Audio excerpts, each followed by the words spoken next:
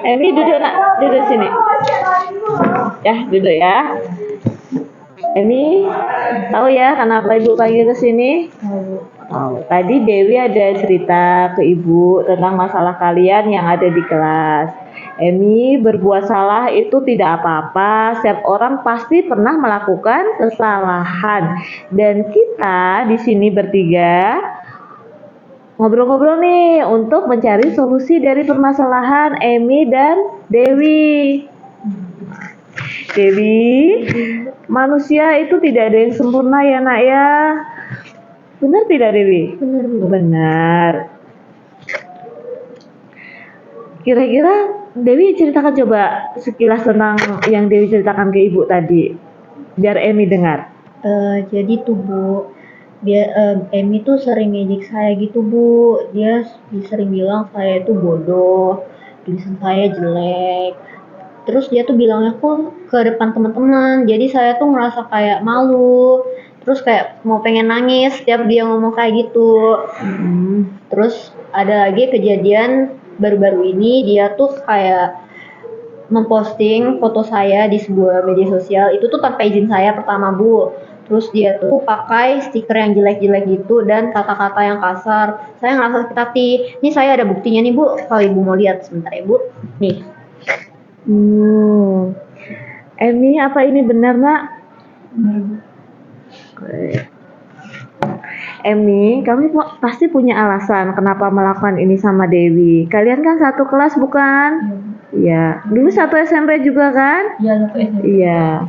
Terus kenapa kira-kira alasan Emi ini apa ya? Saya selalu iri gitu sama Dewi Bu, soalnya dia selalu dapat nilai bagus. Jadi tuh karena saya gak suka guru selalu banding-bandingin saya dengan Dewi. Jadi saya tuh apa ya, merusak image Dewi ke teman-teman itu Bu, biar dia nggak punya teman.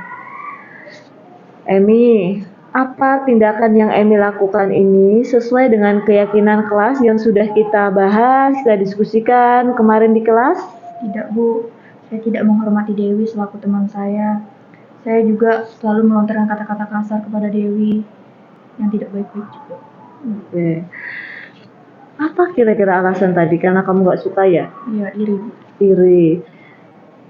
Kira-kira iri tuh boleh tidak ya Emi ya? Tidak Bu, soalnya iri tuh karena hati Bu. Oke.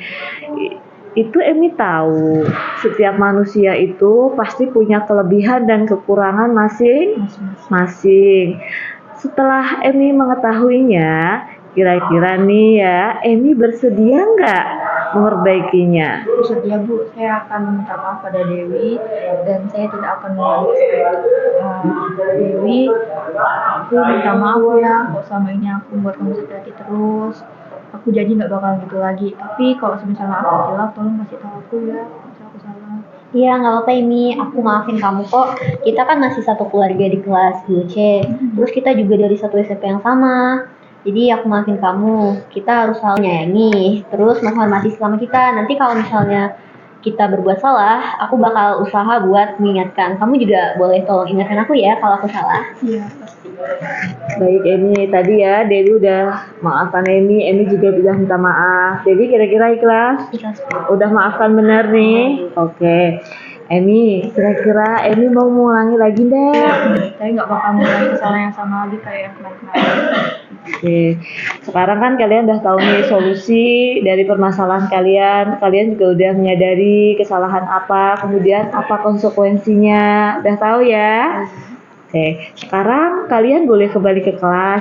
Ibu harap ini tidak diulangi lagi ya Emi ya Dewi ya. Kalau ada apa-apa kalian boleh ngobrol, ketemu sama ibu ya. Sekarang boleh kembali ke kelas dan belajar lagi ya nak ya. Terima kasih ya Bu. Assalamualaikum Bu. Salam.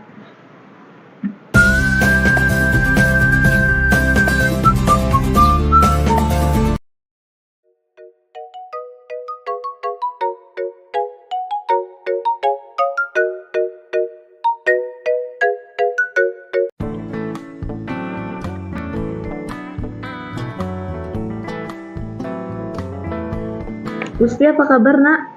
Baik, saya lagi malas belajar Bu. Saya bosan di kelas, apalagi matematika banyak tugasnya.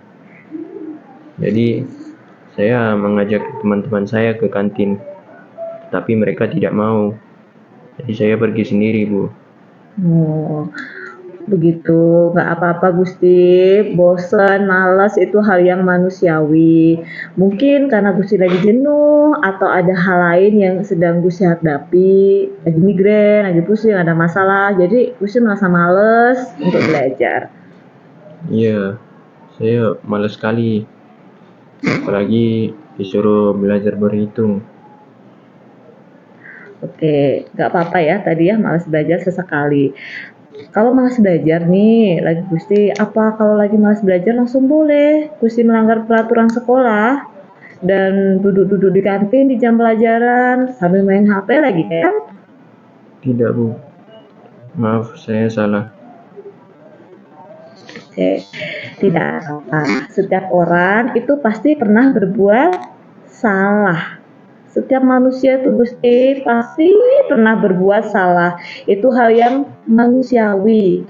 Lalu setelah tahu nih ya Gusti salah, kira-kira sikap apa nih yang Gusti harus ambil?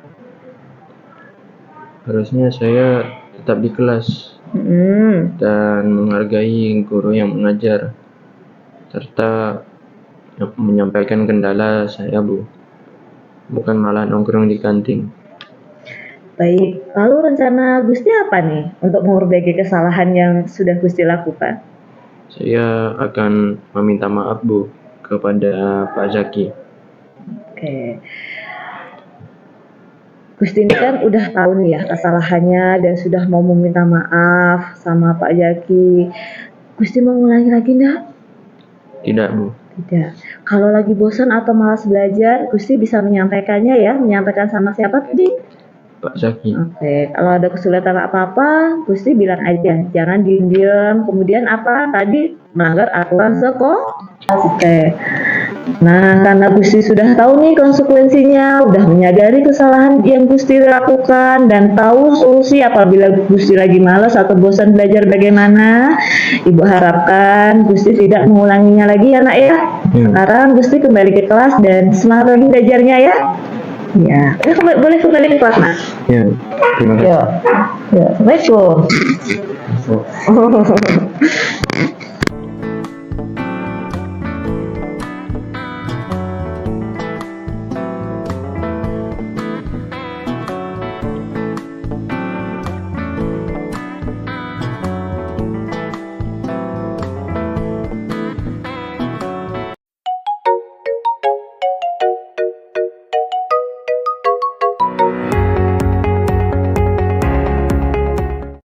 Semuanya, perkenalkan nama aku Dewi Elia Kiramanuri, biasa dipanggil Dewi. Sedangkan aku, Emilia Wadana Febianti, bisa dipanggil Emi.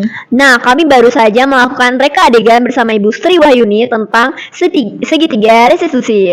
Nah, di sini kami dapat membedakan ketika kami melakukan kesalahan antara dihukum dengan menyelesaikannya dengan dialog terbuka seperti Ibu Sri Wahyuni tadi.